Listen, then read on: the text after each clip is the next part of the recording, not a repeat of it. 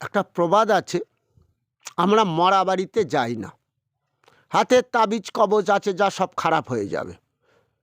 আবার ভালো কথা, মরা বাড়িতে যাও না, কিন্তু তোমরা কি জানো আজকে মরা বাড়িতে কি হচ্ছে বলো তো? হরিনাম হচ্ছে। মরা বাড়িতে কি হচ্ছে বলো তো? গীতা পাঠ হচ্ছে, ব্রাহ্মণ বেদ পাঠ করছে। ভালো কথা। আচ্ছা জানো গীতায় অর্জুনকে কি বলেছে? অর্জুন, যেখানে গীতা পাঠ হয় আমি নারদ সহ সেখানে অবস্থান করি। গীতা যেখানে ব্যাখ্যা করা হয়, সাধারণ মানুষকে বোঝানো হয়, আমি রাধা সহ সেখানে অবস্থান করি। যেখানে গীতা পাঠ করা হয় সেটা পরম তীর্থস্থানে পরিণত হয়। এবং মষ্টাদশাধ্যায়ী গীতা বাংময়ী মূত্রেশ্বরী জানিহি জ্ঞান মাত্রে ন মহাপাতক নাশিনী। আজকে যে গীতা পাঠ হচ্ছে 18 অধ্যায় ভগবান শ্রীকৃষ্ণের মুখনিসৃত বাণী, সেটা জীব শ্রবণ করছে, সেটা পবিত্র স্থান। তো নৈরামিষ্য না অরণ্যেই তো শুনেছিল সৌনিক মুনি, এই সেই ভাগবত জ্ঞানের কথা। তাহলে কি ওটা পবিত্র স্থান নয়? গেল। আবার হরিনাম সম্বন্ধে ভগবান কি বলেছেন? হে নারদ, আমি বৈকুণ্ঠে থাকি না, যোগীর হৃদয়ে থাকি না, যেখানে আমার ভক্তগণ গাইছে হরে কৃষ্ণ কৃষ্ণ কৃষ্ণ হরে হরে হরে রাম রাম রাম হরে হরে। এটা তো জানি হরিবাসরে হয়, হরিবাসর সেটা বলা হয়। তাহলে এটা কেন মরা বাড়ি বলো? এটা শ্রদ্ধার অর্ঘ্য দিয়ে ওখানে ভগবান পুজো করা হয়, শ্রদ্ধা বাসর, যেটাকে শ্রদ্ধা ভক্তি দিয়ে এই আসরটা তৈরি করা হয়, যেখানে শ্রদ্ধা ভক্তি দিয়ে গীতা পাঠ হয়, হরিনাম করা হয়, বেদ পাঠ করা হয়। তোমার তো শ্রাদ্ধ বাড়ি যায় না, খাই না, হজম হয় না, অনেক কিছু বলো। শ্রাদ্ধ বাড়িতে গেলে তার বিষ কবচ, এই বিকৃতি করা হয়েছে শব্দটাকে, এটা ব্যাখ্যা করা হয় না। এবং দায়িত্বটা দিয়েছিল কাদের বলো তো দেখি? যারা কুলে শ্রেষ্ঠ ব্রাহ্মণ। কাদের ব্রাহ্মণ বলে জানো? সম দম স্তপ শৌচম ক্ষান্তি রাজ বামবচম জ্ঞান বিজ্ঞান মাস্তিকম কর্ম ব্রহ্ম কর্ম সমতা। কাম ক্রোধ লোভকে দমন করবে, ত্রিসন্ধ্যা গায়ত্রী মন্ত্র জপ করবে, বালকের মতন স্বভাব, ক্ষমা গুণ। আর জ্ঞান কি? গীতা জ্ঞান, বেদের জ্ঞান সাধারণ মানুষকে বুঝিয়ে ব্যাখ্যা করে তাদেরকে ব্যাখ্যা করতে হবে। তারা তো শ্রবণ করবে, তারা তো পাঠ করবে, কিন্তু সার্থকতা কোথায়? ওই যে ভগবান বললেন, অর্জুন ইদং নাহাত পস্কায় না তো ভক্তায় কদাচন নাচা শ্রুসবে বাচ্চং নচ মাংজসতি। আমার গীতামৃত যারা মানে না, সনাতন ধর্মকে আশ্রয় করে না, নরের অধমকে আমার গীতা জ্ঞানের কথা শ্রবণ করিও না। তবে যদি কেউ আমার গীতা ব্যাখ্যা করে আমার ভক্তদের কাছে তাদেরকে ব্যাখ্যা করে বুঝিয়ে দেয়, এমন ভক্ত পৃথিবীতে আর কোনোদিন জন্মাবে না। তাহলে কি বুঝলে? তাহলে এই জন্য বেদের জ্ঞান, গীতার জ্ঞান, ভাগবত জ্ঞান সাধারণ মানুষকে বুঝিয়ে না বললে ভগবানও সন্তুষ্ট হন না। কারণ ভগবান এটাই চেয়েছিলেন, ব্রাহ্মণ ওই জন্য সমাজের শ্রেষ্ঠ, তাদেরকে দায়িত্ব দিয়েছিলেন এইভাবে বেদের জ্ঞান, ভাগবতের জ্ঞান, গীতার জ্ঞান কোনো সাধারণ মানুষকে বুঝিয়ে তাদের শোনাতে হবে। তাই তো তাদের কাজ। তারা তো আর মাঠে খাটতে যাবে না, কি ওই যে ম্যাথরের মতন পায়খানা পরিষ্কার করতে যাবে কি? তাদের এই দায়িত্ব। তবে এটাও মনে রেখে দাও, এই যে কথাগুলো বলছে শুনতে খুব খারাপ লাগছে না? ম্যাথর, আরে না, তার মধ্যেও তো পরমেশ্বর রয়েছে। ম্যাথর শ্রেষ্ঠ সমাজে। কেন? যে তাই বলেনি পরিচার্য আত্মকং,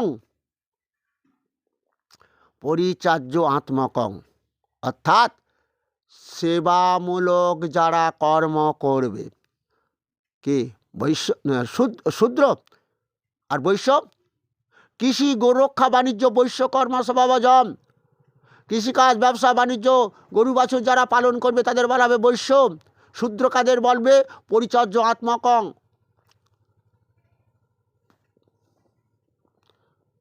পরিচার্য সেবামূলক কর্ম, পরিচার্য আত্মকং শুদ্রস্ব স্বভাবজম।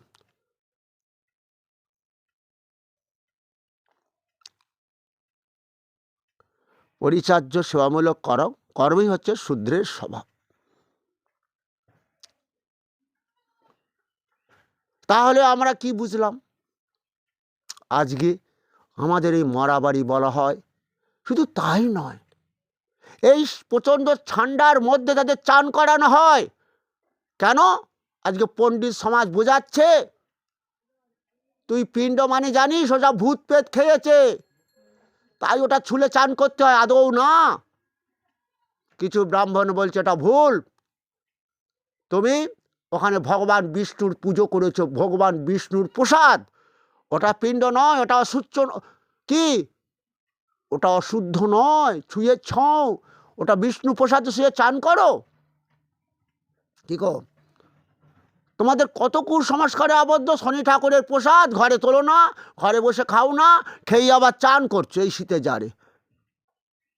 এতই মানুষ কুসংস্কারে আবদ্ধ হয়ে গেল। সেখানেও সেই বলা হয়েছে ওং নমঃ শ্রী বিষ্ণু, ওং নমঃ শ্রী বিষ্ণু, ওটা বিষ্ণুরই প্রসাদ। কি হলো তাহলে? এবারে শোনো ভালো করে কান দিও। তাহলে শোনো, কিছু ব্রাহ্মণ বলছে, আমি গীতা পাঠ করি তো, মাসে আমার গোড়া 25টা করে গীতা পাঠ হয়, ব্রাহ্মণরা নিয়ে যায়, আমি বৈষ্ণব তো, বুঝেছ, গোস্বামী। হ্যাঁ, তাহলে আমি দেখি কোনো ব্রাহ্মণ বলছে না গোড়া এটা মিথ্যা, এটা বিষ্ণুর প্রসাদ তৈরি হয়েছে, সেটা শ্রদ্ধা সহকারে স্নান করে দেহ শুদ্ধ করে এটা তৈরি করা হয়, বাবাকে খাওয়ানো হয়। কিন্তু কেন সেটা আবার জলে বিসর্জন দিয়ে কেন আমরা চান করব? চান করবে তুমি? হ্যাঁ, এবারে ব্রাহ্মণরা একজোট হও, তোমরা ভালো করে যজমানকে শেখাও, এটা ভূত পেত আসে না, ওটাই আত্মা কৃষ্ণ। সর্বস্ব চাহং হৃদি সন্নিবিষ্ট মত্ত স্মৃতি জ্ঞানমপহঞ্চ বেদৈস্য সর্বরহমেব বেদ্য বেদান্ত কৃদ বেদে বিদেব চাহম। আমি কৃষ্ণ, সমস্ত জীবের হৃদয়ে আছি। তাহলে হৃদয়ে আজকে কে নেই? সেটা হচ্ছে কৃষ্ণ, যেটা আত্মা রূপে রয়েছে। এটা অচ্যুত নয়। তবে হ্যাঁ, দেহ দিয়ে যে জীব কর্মটা করে, ওই আত্মাটা আবার যখন ভগবান নূতন দেহ তৈরি করে তাতে সংস্থাপন করবেন, তখন কিন্তু ওই পূর্বে দেহ যে পাপ কর্ম করেছিল, অন্যায় কর্ম করেছিল, পাপের ফলটা ওই দেহ দিয়ে ভোগ করতে হবে। তাই বাচ্চাটা কিডনি ড্যামেজ নিয়ে থ্যালাসেমিয়া, লিউকেমিয়া, বিটা কোষবিহীন হয়ে জন্মাচ্ছে। তাহলে তোমরা বলবে ভগবানকে দোষ দেবে না তো? ভগবান বলল, ওই যে অর্জুন, মরে যাওয়ার পর পিণ্ড খাওয়ার চিন্তা না করে এই জন্মেই দেহটা তৈরি করো না। অপিচেদোষী পাপে ভ সর্বে বা পাপ কৃতম সর্বং জ্ঞান পলবে নৈবা বৃজনং শান্তরসী। আমার গীতা অমৃতি পান করো, গীতা জ্ঞান লাভ করো, যে অমৃত পান করে তোমরা পাপ সমুদ্রে দেহের মৃত্যুর পর ডুবে মরবে না। কি আত্মা ডুববে? বোঝা যাচ্ছে? দেহটা থেকে আত্মা সম্পূর্ণ আলাদা, কিন্তু দেহ পাপ করে দেহকেই ভুগতে হয়, আত্মাকে ভুগতে হয় না। তো দেহ ভোগে তো। হ্যাঁ, ওই যে কিডনি কাজ করছে না, প্রস্রাব বার হচ্ছে না, ডাইলিউশন করতে হচ্ছে। হরে কৃষ্ণ, বোঝা গেল? তাই কুসংস্কারে আমরা আবদ্ধ করে ফেললো আজকে এই পণ্ডিত সমাজ। তাহলে যেটা তোমরা আসো, যেখানে গীতা ভাগবত হচ্ছে, ওটা বৃন্দাবন না? যেটা আমার ভগবান বলেছিল সবাইকে বৃন্দাবন তৈরি করো, ওটা কোনোদিন ভূত পেতের বাড়ি হবে না। মরার পর বাবা মা মরার পর ভূত পেতের বাড়ি হয় না। তোমরা তো জানো, 14 পুরুষ জল খেতে আসে, পিণ্ড খেতে আসে, কিন্তু আদৌ তারা খায় না, দেহ নেই, তারা নজর দেয় আত্মা। কিন্তু ওই জন্য আবার অনেকে মরা বাড়িতে খায় না, ওই ভূত পেট চোখ দিয়ে দেখে গেছে রে, নজর লেগেছে, খেলে পেট নাববে রে, অনেকে ওই জন্যে খায় না। তোমরা বুঝতে পারছো? কুসংস্কারে আবদ্ধ হয়েও না, মরা বাড়িতে যাও, গীতা ভাগবত শ্রবণ করো। ওই যে ভগবান বলেছেন আত্মজ্ঞানী ভক্ত, তাই ভালো কীর্তন হয়েছে, কীর্তন শোনো ওই বাড়িতে গিয়ে। কেন? ওই যে জন্ম কর্ম চ দিব্যমেবাং চ ব্যক্তি তত ত্যাক্তোয়াং দেহং পুনর্জন্ম নমামিতি সর্জুন। আজকে মরা বাড়িতে গিয়ে কীর্তন শুনছো, কত লাভ হচ্ছে জানো? হে অর্জুন, আমার জন্ম কথা, আমার দৈব লীলা যারা শ্রবণ করবে, তাদেরও মৃত্যুর পর আত্মা আমার বৈকুণ্ঠ লাভ করবে। হরে কৃষ্ণ। বোঝা যাচ্ছে? তাহলে ওটা হচ্ছে অ্যাকচুয়ালি হরিবাসর। গ্রামে হরিবাসর হলে যেখানে দেখবে কি হয় বলো দেখি, গীতা ভাগবত পাঠ হয়, অধিবাস কীর্তন হয়, তারপরের দিন হরিনাম হয়। তাহলে তোমার ওই বাড়িতে কি মরা বাড়িতে তাই হচ্ছে না? গীতা ভাগবত হচ্ছে, রাত্রিবেলা ভাগবত হচ্ছে, কীর্তন ভগবানের লীলা কীর্তন, দিনের বেলা গীতা হচ্ছে, হরিনাম হচ্ছে, কি গো? তাহলে কি ওটা পবিত্র জায়গা তো? হরিবাসরই তো। আমাদের জীবনে এই হরিবাসরটা সবাইকে করতে বলেছিল ভগবান, বুঝতে পেরেছ? কিন্তু সকলে কি হয় জানো? এখন সকলে বিষয়ে মত্ত, নাহি জানে কৃষ্ণ তত্ত্ব, ভক্তি শূন্য হইল অবনী। বোঝা গেল? পুত্র কন্যা উৎসবে ধন ব্যয় করে সবে, নাহি কোনো শুভকর্মের লেশ। বাড়িতে যে হরিনাম দিচ্ছে, পুত্র কন্যা উৎসবে কত টাকা খরচ করেছে, এটা করবে না। তাহলে কি হবে জানো? বলো দেখি কি হবে? ওই বাবা মরে গেলে ছেলে লক্ষ টাকা করে বাবা পিণ্ড দান করে বাবাকে স্বর্গে লাভ করার চেষ্টা করছে, ওদিকে বলছে বাবা মরেও গেল, মেরে গেল, ব্যাংকের টাকা বাবার সব খরচ হয়ে গেল। গো, বাবারা স্বর্গে যাবে? অর্জুন, অর্জুন পিণ্ড খাবে কি? তাহলে এবার কি হলো? তাহলে আমরা ভালো করে বুঝতে পারলাম যে মরা বাড়িতে যাব, গীতা ভাগবত হচ্ছে শুনবো, হরিনাম তাদের সঙ্গে করে যোগদান করব। কেন? আমিও একদিন মরে যাব, আমার ছেলে এই হরিনাম দেবে, এই গীতা ভাগবত দেবে, তাই আমি যদি ওদের সঙ্গে একটু হরিনাম গাই, তাহলে আমার মৃত্যুর পর আর চিন্তা নেই। কেন?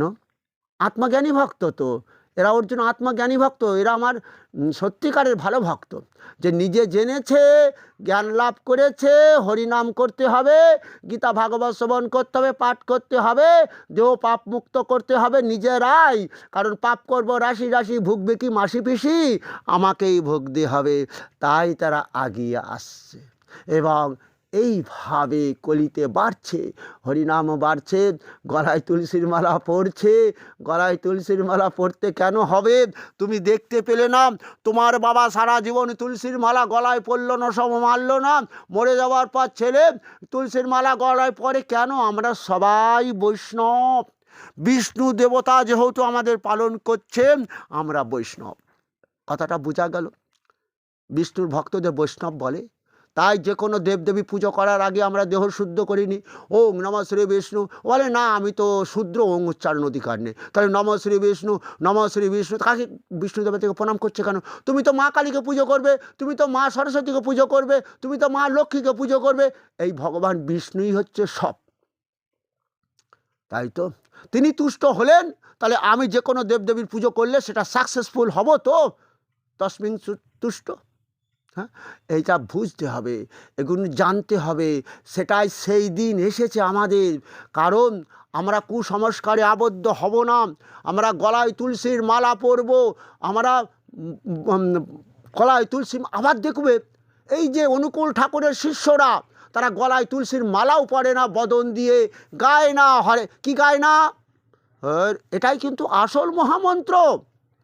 তোমরা রাধে গোবিন্দ বলো, সব বলো, কিন্তু এটা যেন ভুলেও না। মহাপ্রভুকে তোমরা অপমান করেছো। আজকে দেখো কলির প্রভাব তোমাদের ভোগ করতে হচ্ছে। ওই যে কলিযুগ, 12টার সূর্যের সমতাপ, আকাশ বাতাস জল দূষণ হবে, নতুন নতুন রোগের প্রাদুর্ভাব ঘটবে। আর যদি হরে কৃষ্ণ বলতে পারতে কি হতো জানো? ওই দেহটা পাপ মুক্ত করতো কৃষ্ণ। তাহলে কি করতেন তিনি? ওই যে রসহম বৎস অর্জুন সুস্বাদু জল আমি দিতাম, প্রভাস্মি প্রভাস্মি শশী সূর্য, চন্দ্রের প্রভাত সূর্যের তেজ আমি। তাহলে গ্লোবাল ওয়ার্মিং কি আসতো? আমাদের এইভাবে ধ্বংসের দিকে আমরা চলে যেতে পারতাম। কিন্তু আজকে দুঃখের কথা, তাদেরকে শেখানো হয় না। হরে বলো, আমি হরণ করব কৃষ্ণ, রাধে রাধে সেটা ঠিকই আছে, রাধে গোবিন্দ, কিন্তু আমি সব জানি। কিন্তু এটাই মহামন্ত্র ইন্টারন্যাশনাল। আজকে ওয়েস্ট বেঙ্গলেই শুধু দেখবে, ভারতবর্ষে শুধু অনুকূল ঠাকুর, কিন্তু সারা বিশ্বে কিন্তু একটাই তাদের মন্ত্র। তারা কি গাইছে দেখবে, শিক্ষা লাভ করো, হরে কৃষ্ণ কৃষ্ণ কৃষ্ণ হরে হরে, হরে রাম রাম রাম হরে হরে। আমি নিন্দে করছি না, রাধে গোবিন্দ হচ্ছে কোথাও, তোমরা তাকে অপমান করো না। রাধে গোবিন্দ প্রাণ ভরে বলে যাও, কারণ রাধা রানীর মতো যদি তুমি হতে পারো। সেই রাধা রানী যখন বলছে মথুরায় চলে যাবে, ভগবান বলছে হে প্রভু আমার, যাকে আমি সারা জীবন ধরে ভজনা করেছি জন্ম জন্মান্তর করে, আজকে যে আমার প্রভু চলে যাচ্ছে মথুরায়, আমি কেমন করে দেহটাকে বাঁচিয়ে রাখবো। তাই প্রভু, দেহ হয়তো বেঁচে থাকবে, কিন্তু মনটা যেন কষ্ট পাবে, তো দেহটা তোমার দর্শন করতে পারবে না। যে হাতে তুমি দুটো দিয়েছিলে, যে বনের ফুল আমি তুলে এনে মালা গাঁথতাম, তোমাকে পরাতাম, যে হাত দুটো দিয়েছিলে তোমার চরণ সেবা করতাম, যে কান দুটো দিয়েছিলে তোমার বংশীর ধ্বনি শুনতাম, যে দুটো পা দিয়েছিলে সেই পা দিয়ে আমি যমুনার তীরে আসতাম, যে নয়ন দিয়েছিলে সে নয়ন দিয়ে তোমাকে দর্শন করতাম, কিন্তু আর তো হবে না। সেই যে আমার পঞ্চ ইন্দ্রিয় আর কোনো কাজে লাগবে না। তবুও তোমাকে বলে যাব, কারণ শ্রীরামের অভিশাপ, তুমি 100টা বছর এইভাবে কৃষ্ণ কৃষ্ণ করে কাঁদতে হবে আমি জানি, তবুও তুমি আমাকে কৃপা করে যাও প্রভু। যে হৃদয় সিংহাসন আসনে ওই কৃষ্ণ নাম আমি স্থাপন করেছি, ওটা যেন আর কোনো অন্য নাম যেন অন্য কেউ যেন ওই আসনটা গ্রহণ না করে। কারণ কাম ক্রোধ লোভ যে বড় সর্বনেশে জিনিস। যখন মা দেখলো এত মা কালী পুজো করলাম, মাকে মানত করলাম, তখন ছেলেটা মরে গেল, তখন মা বলছে আমার ওই মা কালী বলে কেউ নেই, কোনো দেবদেবী আমি আর মানব না। হরে কৃষ্ণ। কারণ কামাশ্রিত দেহ তো। আর এই রাধারানী, হ্যাঁ আজকে কি হলো, তাই তো রাধে রাধে তোমরা বলবে, বুঝতে পেরেছ? ওই যে গোপী মানে গয়লাদের বউদের পায়ের ধুলো, গোপীচন্দনটা মাথায় পড়বে কেন? ওই যে মস্তিষ্ক ব্রেন আমার সার্ভ করছে কি, এখন তো কৃষ্ণ ছাড়া সবই অনিত্য, মায়ার জগতে মোহিত হব না, কৃষ্ণ নাম ভজন করবো এই দেহ দিয়ে। হরে কৃষ্ণ। আর তুলসী, ওই যে নম নম তুলসী কৃষ্ণ প্রেয়সী, যে তুলসী কৃষ্ণ ছাড়া কিছু জানে না, সেও তো কৃষ্ণ ভক্ত ভগবানের। তাই দেহটা যেন কৃষ্ণ ভজন করতে পারে, এই দেহটা তো, তাই জন্যে তো সেই কৃষ্ণ ভজন করব আমরা। তোমরা শুনছো, কুসংস্কারে আবদ্ধ হইও না, মরা বাড়িতে যাও, সেখানে হরিনাম করো, তাদের সঙ্গে গিয়ে তারা গীতা ভাগবত হচ্ছে শ্রবণ করো, ওটা পবিত্র তীর্থস্থান। তাই প্রভু আমার বলেছিল এই পবিত্র তীর্থস্থান তোমরা তৈরি করো। কি করে? আশ্রয় করিয়া ভাজো শ্রী গুরুর চরণ, যাহা হতে মেলে ভাই শ্রীকৃষ্ণ প্রাণধন। সত্য জ্ঞানে গুরু বাক্যে যাদের বিশ্বাস, তাদের হবে ব্রজভূমিতে বাস। প্রভুকে আশ্রয় করেছে যারা, গুরুর কাছে দীক্ষা নিয়ে ইষ্টমন্ত্র সেই কৃষ্ণ নাম হরিনাম সংকীর্তন যেটা করেছেন। কিন্তু মরা বাড়িতে কেন হরিনাম দেওয়া হলো?